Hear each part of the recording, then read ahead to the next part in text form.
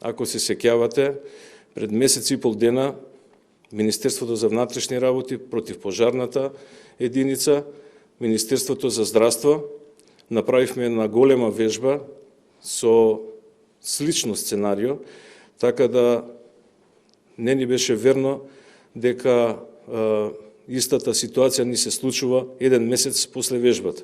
Вака травматологот Мерџановски се сеќава на сраутната трагедија во Кочани. Во 3 часот утрото на 16 март го добив повикот од Дејан Здравковски, раководителот на ургентниот центар, и веднаш започнавме со мобилизација на секундарното и терциерното здравство на 3 болници во Скопје.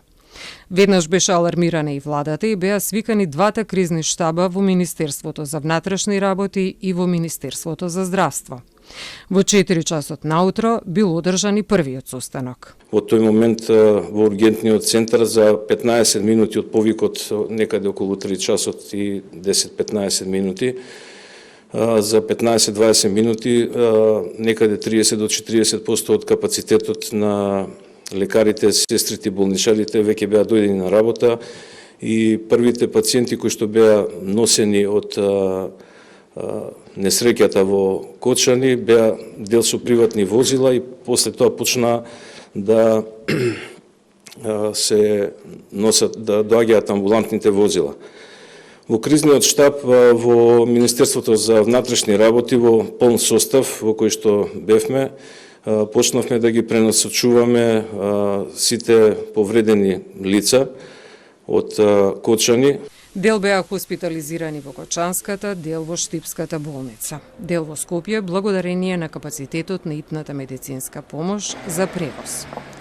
Во оној миг кога завршува пренасочувањето по насоките од кризниот штаб во МВР, започнува згрижувањето на пациентите, вели Мерџановски. Почнавме да ги згрижуваме пациентите, да даваме триажа, да ги распоредуваме по клиниките на пластична хирургија, клиниката за интензивно лекување, собата за recovery, која што ја користиме исто така за интензивно лекување, клиниката за пластична хирургија и во консултација со владата на Република Македонија, со директен контакт на сите координативни тела кои што се уклучени за контрола на овие 2 кризни штаба, донесовме заклучок дека толку пациенти, терциерното здравство и нашата Република Македонија нема можност да ги згрижи и да им пружи соодветна медицинска помош.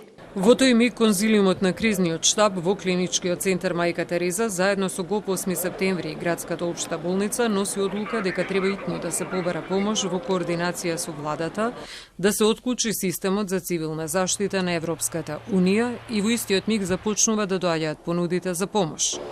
Секоја земја има систем за лекување на вакви пациенти и повеќе од 5 до 6 пациенти не може да се примат во една болница.